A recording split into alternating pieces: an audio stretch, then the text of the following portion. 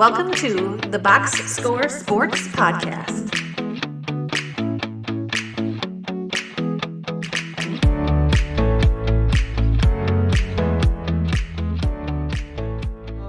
Let's see. Let's go to our bad. What was your bad for week 9? There's a lot of bad, but Mm-hmm. maybe I'll be petty with this one. I'm gonna go with Jordan Love Okay. because because I know we live in Wisconsin, most of us. It the decision making is obviously poor. Yes, at times If for I had to sure. ask you, if I had to ask you who had more turnovers this season, Dak Prescott or Jordan Love, what would you say? Well, I guess like knowing that Jordan Love missed a couple games, you would be Dak Prescott. Yeah, Jordan Love has 9 interceptions. Dak Prescott has 8. Like, and we rake Dak Prescott over the coals for these, and he makes terrible throws. But it's about a game and a half because I think the Cowboys already had their bye, and Jordan Love has missed 2.5 games, and he has 9 interceptions. He's a talented player, but he looked bad. And when that decision on that screen pass, like there's a difference between okay, you throw a pick, it happens, but he's had 2 or 3 this year that are Yeah. just how do you throw that ball? Right. And then he'll come back and he'll look good, and people will say like, you know, I'll get pushback for this, but I told my brother before the year that Jordan Love is the modern version of Blake Bortles, and Mm. he was like, he found it offensive, obviously, but I'm like, if you look at some of these games, yeah, he looked great against the Vikings when the game was over. It was Right. 28 Right. to nothing. And then Yep. Jordan Love comes to life. So I don't think Jordan Love is as bad as Blake Bortles.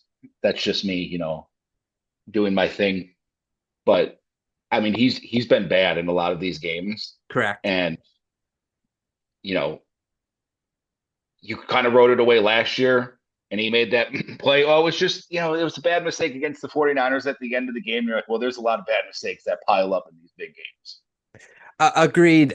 Just bad throws, man. Like game-changing throws. But then, like I was texting Rowan, who was on last week on the podcast, and I texted him. I'm like, Jordan Love. It was after he threw that pick, and he's like, he texted me. I'm like, he said, I can't believe he threw that ball. Like, what a dumb pass. And then I said, just wait, he's gonna throw up a ball, and it's gonna be caught in triple coverage. And like the very next play. Or drive, it was right before halftime, right? So he got the ball downfield. He threw it up. They caught it, but he couldn't get downfield, obviously, to spike the ball. There wasn't enough time left. But I'm like, that's the kind of throw I expect from Jordan Love. Like he'll throw it in triple coverage and it'll be like a touchdown, or he'll throw it right to the defensive back for a touchdown. Like it's so weird. But that's a good comparison.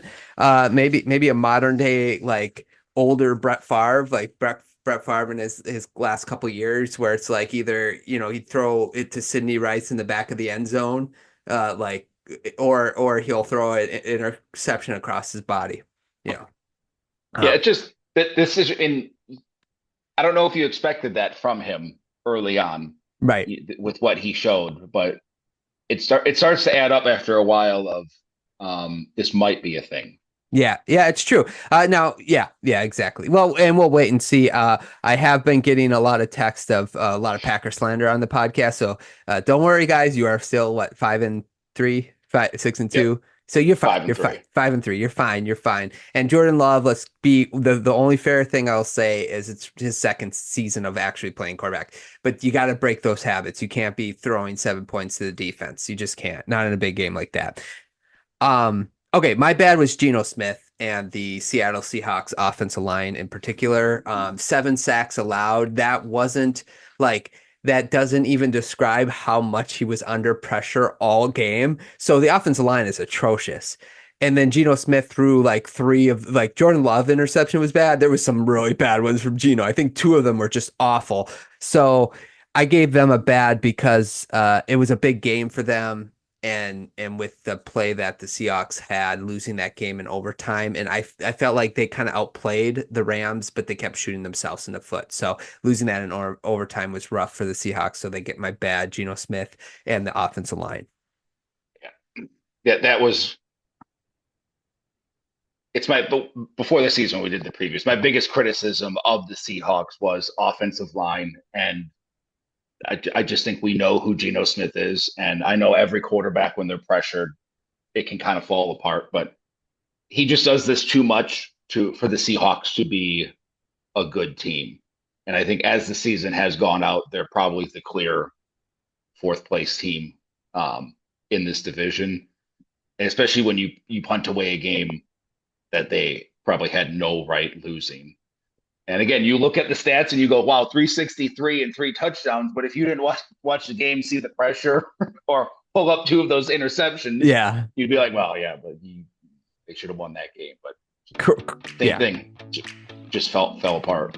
Correct. I totally agree. Okay, let's go to our ugly. What was your Thanks so much for watching this clip of the Box Score Sports podcast. I hope you guys enjoyed. If you haven't yet, please subscribe to our channel. Follow us on Instagram and Twitter or X. And we'll talk to you guys real soon. See ya.